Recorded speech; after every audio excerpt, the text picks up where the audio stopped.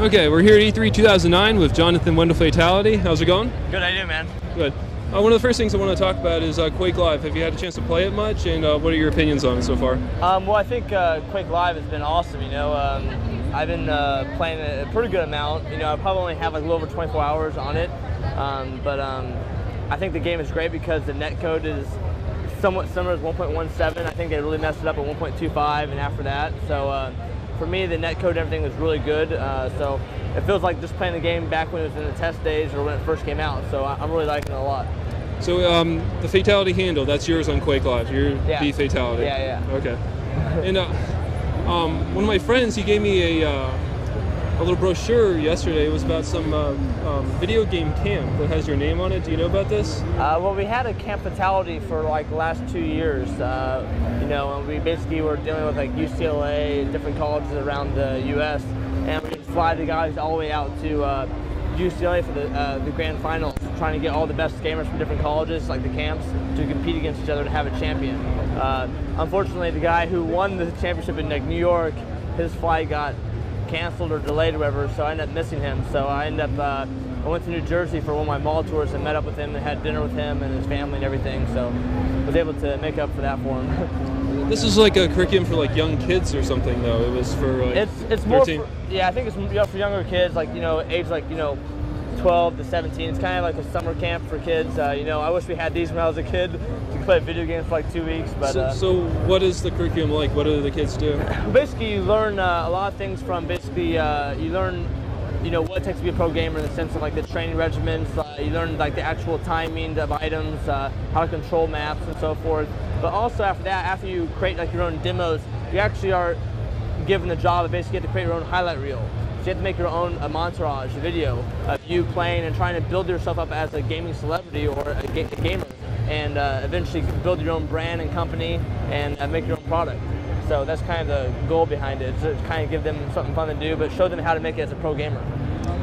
How long has it been since Sturmy and Toxic, they left your being fat players? Well, we had them on as our teams for a full year when the Quake 4 tour was going on, and when the Quake 4 tour ended, we had to release them. But Sturmy and Toxic are still good friends. I still really like them a lot, and they're very talented players. If some more tournament tours come up, I would love to sponsor them again and keep promoting the Fatal1ty brand through great players that play games at the highest level. So what was the experience with them? How was the promotion? Was it financially worthwhile in the end, do you think?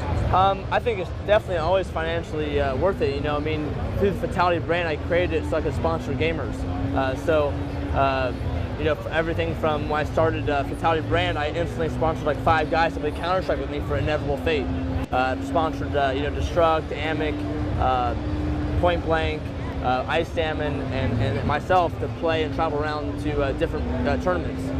So the goal for the Fatal1ty brand was to sponsor any gamer. So when we sell product, I would take some of the benefits from the sales and give that back to the gaming community. So that's kind of my long dream, is to keep doing that, keep sponsoring gamers, and I have to find a place to showcase them, or else it makes no point, So unfortunately, this last year, that's kind of been a problem. Yeah, what do you think about the CPL closed down, the WSCG is gone? Do you think in the future things will pop up again, or? I think most definitely. I think if we get back to the roots of gaming, going to LAN parties and stuff. I love QuakeCon. I'll definitely be at QuakeCon. All these events around the world, I just love LAN parties in general. So if we can get back to the roots of gaming, we can get TV coverage that way. We don't need to have tons of cameras and shown on TV like every single second. But it would be nice if we can get to that stage and people accept it. Well, this past QuakeCon, you didn't attend, correct? I was definitely there. You were there, okay. Yes. Do you think in the future you might compete again in the actual tournament? Or? Well, I think eventually I will compete in some of the tournaments, but I'm just looking more for reliability of what game we're going to play and how many tournaments we're going to have per year. If we're only going to have one tournament per year, it's kind of hard to justify training for 12 to 18 months to become number 1. So usually when I train for tournaments, I definitely give it my all at all times. So if I'm going to train for 12, 18 months, I want to know that we have a tour going on and there's going to be a lot of TV exposure and a lot of chances to, win some money. So I just want to play and have a good time too, but, it's kind of hard to dedicate 12, 18 months to become number 1, Right.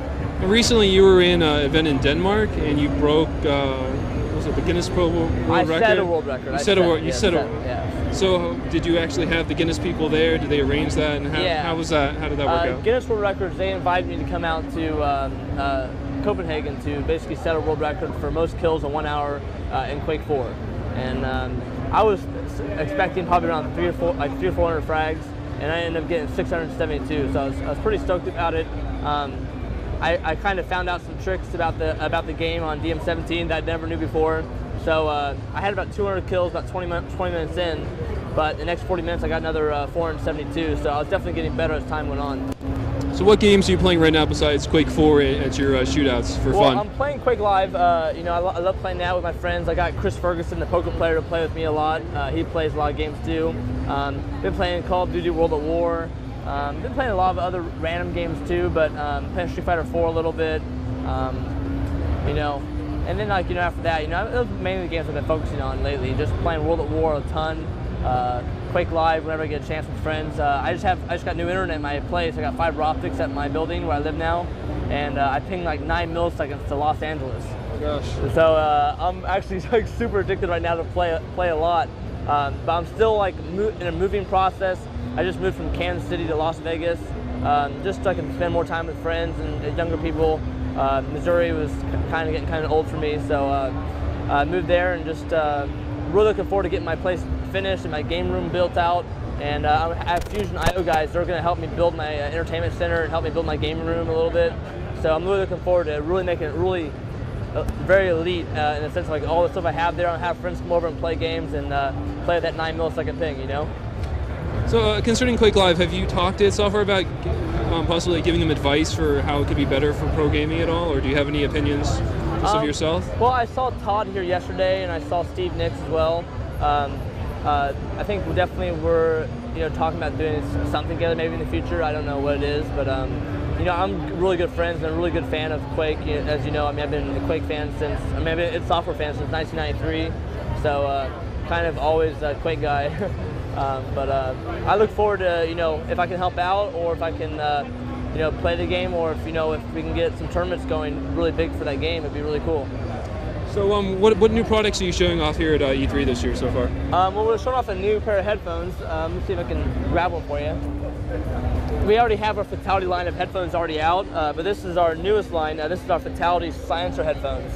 And actually it's really cool in the sense, you obviously have the microphone to talk to your teammates or whatever, talk to your enemy and tell them how much they suck after you kill them, whatever. But the cool thing about this is this thing can actually determine how far the distance of the sound travels. So you can see there's a lot of noise in this area, right?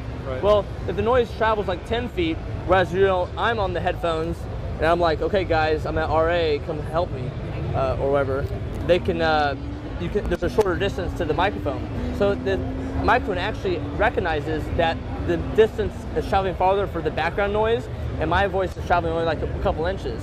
So my voice will only be transmitted. So it's called silencer technology, and basically, you won't hear any background noise anymore from your teammates. It seems the microphone is really nice and flexible too. Yeah, it's not going to break on you or anything. You can totally change it however you want. But also the cool thing with the Fatal1ty brand, what I'm trying to do is also I'm trying to make gamers realize that they can take the headphones out of their basement. You don't have to stay in your basement all your life. So basically, you can unplug the microphone. Oh, that's really cool. And then you have a pair of headphones that you can basically take anywhere, on the bus, on the train, on the airplane, wherever you go. So that unplugs too right there? This is unplugged now. Oh, okay. Yeah, but basically it all works just like that. And I think there's a solid-state drive you're showing off too? It's not a solid-state drive. It's not a solid-state drive. It's a PCI Express memory card. Okay. And it's actually this thing up here on the left, up there on the side. And it's actually doing all the videos and everything all at once. What it can do is, it's about 80 gigs of memory on a PCI Express memory card.